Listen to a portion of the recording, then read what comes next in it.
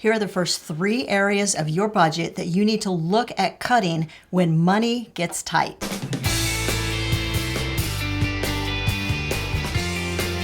If you don't know us, I'm Larry. I'm Hope. And we're from Under the Median, where practical frugality meets real life.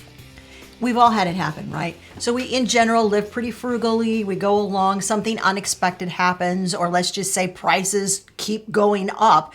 And it can get really frustrating because you can feel like you're already living pretty lean, and all of a sudden that budget that was pretty comfortable is looking pretty doggone tight. It's frustrating, and we know because we've had it happen. So in this video, we're going to share the top 3 areas of our budget that we always go to first whenever that happens to us, when money gets tight. And we're going to give you specific examples in each area. Area number 1 is discretionary spending. These are amounts of money that you might spend on fun, going out to eat, getting coffee, doing things with your friends. These are things that you can cut the easiest out of any category in your budget. Let's talk about some specific ones and give you some really specific tips. Clothing. Always look secondhand first, or look at end of the season sales, because that's when they're going to drop those prices on seasonal clothing, say between 75, 90%. You're always going to get fantastic deals then. If you're shopping for kids, we always shopped one size up, and that worked really well for us. Hobbies and craft supplies kind of falls into this category. I try to support my hobby, which is bicycling, by selling things that I already have. That way, the hobby is supporting itself. All right, let's talk about home decor, a little bit of upgrades. We all have a wish list, right? These are things that we would like to have or replace in our home, but they're not absolute necessities that they be done right away. So make it exactly that. Make it a wish list. Write out a physical list, and that list should be what? It should be prioritized. So the most important things to you, the things that need to be replaced first, go all the way at the top of that list.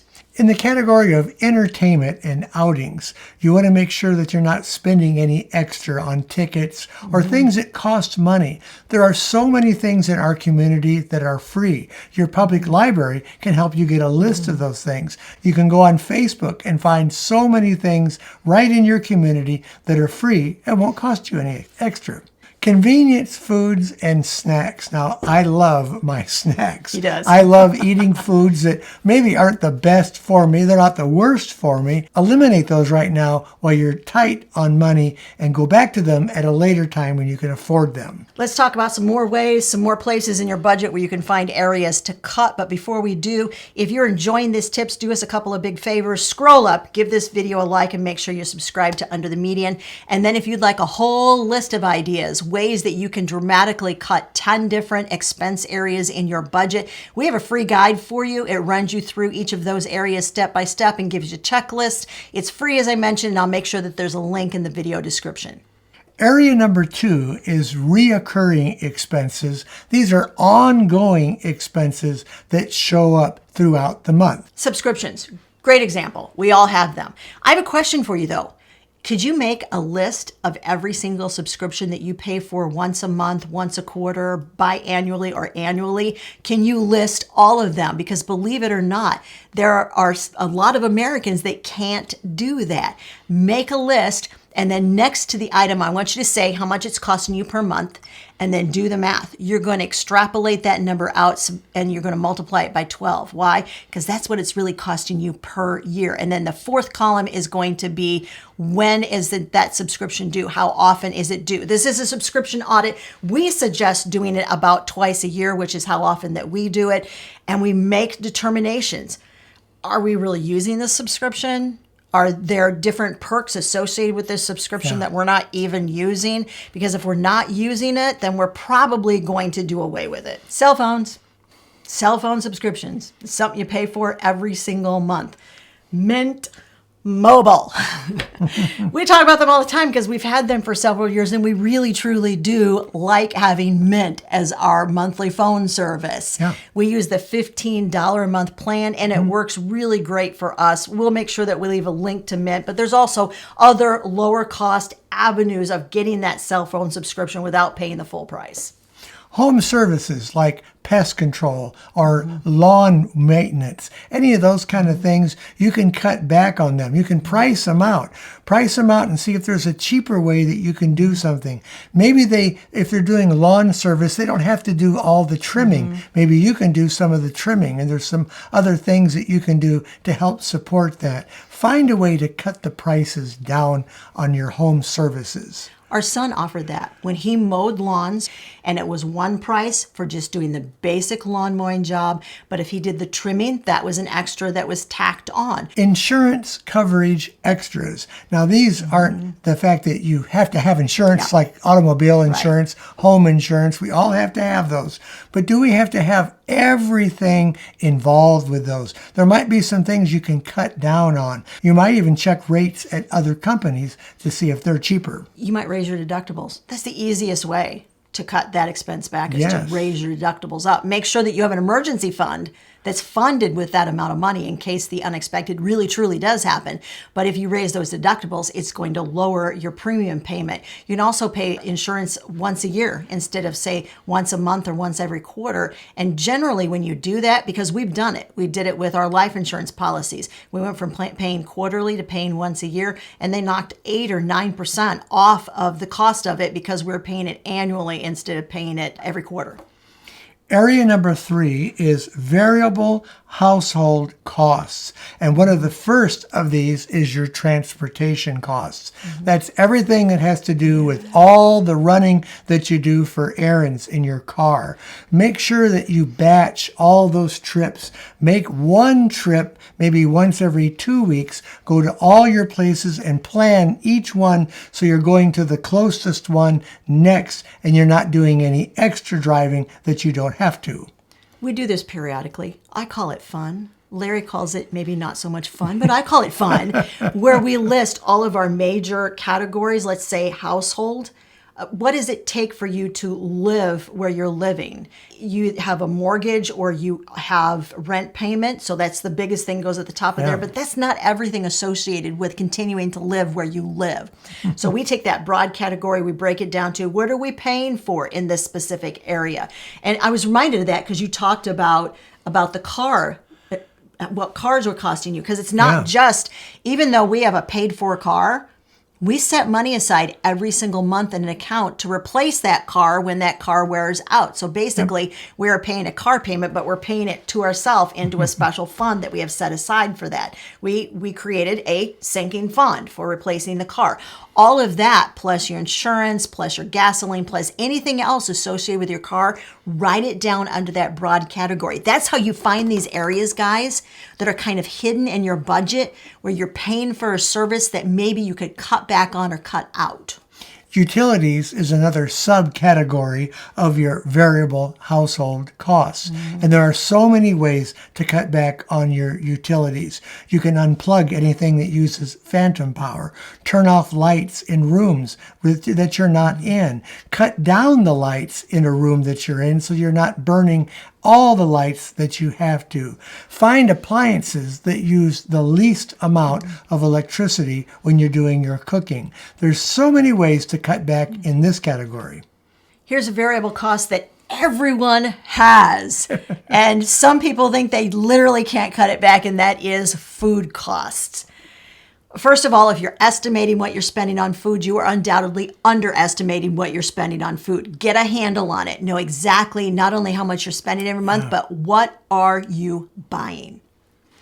How much of that grocery budget every month is going toward meat? How much is going toward dairy? How much is going toward fruits, vegetables, whole grains, nuts, seeds? How much is going toward each of those areas? And how much is going toward soda? How much is going toward snacks? What are you spending on that? Because that, look, and we have something that we've said a lot, and we'll say it again. Once you see it, you can't unsee it. If you are willing to get honest with yourself about where that money is going, I guarantee that almost everybody can cut back at least some on their grocery budget. There are some specific tips that we use, guys. Every time money gets tight, these are our go-to tips. Evaluate exactly what you're spending. In order to do this, you have to have a budget set up, and you have to record the amount of money that you're paying for everything that you do. By evaluating, you're going to look over this list and make some time where you can say, do we need to spend money here? Do we need to spend this money there? Find out if you can cut back on each of these areas. We have sometimes referred to this process as the budget Jenga puzzle. And that's not an altogether bad thing, because what happens is you wind up with all these categories, and we've mentioned a whole bunch of them in this video, right? And you have to figure out how much space that is occupying in your monthly expenses, and you have to figure out how it's going to fit in that overall budget puzzle, but they all have to fit. So sometimes you have to juggle some things around, cut some edges off corners in order to make it all fit. But think of it as a giant Jenga puzzle, and maybe that will help you to sort of conceptualize what it is that we're talking about. Here's another way that you can kind of Jenga that puzzle, and that is cut back on frequency. Are you doing something regularly? Let's just say, for instance, I just went through this exercise with my mother. She was getting her dog's haircut, which costs $90 every time she gets her little cute schnauzer's haircut. Wow. And I said, Mom, do you really need to take them every month? And she said, I realized that if I did that, I would actually be cutting the dog's hair one time less, and that would get me the extra money I need in my budget. Find a lower price point. This is where you're going to look for items that are on sale, or maybe even buy in bulk, or buy discounted items that are being clearanced at your store. There's all kinds of ways to find a lower price point. This next one, my mama told me. My mama told me you better what? Shop around. Make a list of items in your budget that you want to shop once a year. And this is sort of an interesting thing to do, because we did not do it for years. We have a video coming up on major mistakes that we made in budgeting. And I'm going to give you a little teaser. This was one of them. We did not shop around insurance for a long time. We had the same insurance for at least 10 or 15 years. We liked them. They were nice. They were a great company. We never shopped around. Oh. And the experience of shopping around was what made us realize we were leaving money on the table, literally their table, not our table. Yes. And because we were not shopping around once a year. Try our 10% challenge.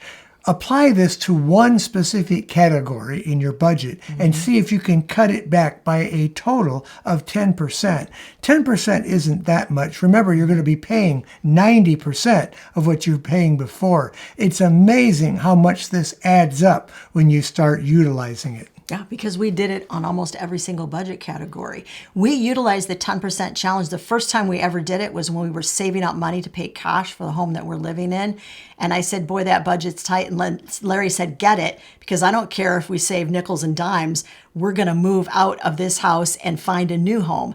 And he was right. We decided, all right, 10% in every budget category. We found several $100s hidden in that budget that I was absolutely convinced was so tight. One of the other ways that we did it, when we did this 10% challenge, is we deliberately decided to look for frugal swaps.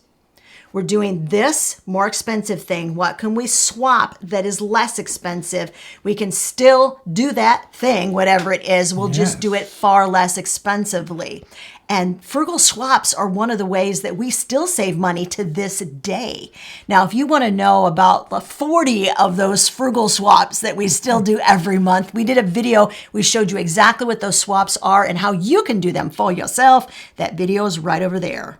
DUI fixes. Are there DUI fixes? I don't know. Let's not quit drinking. No.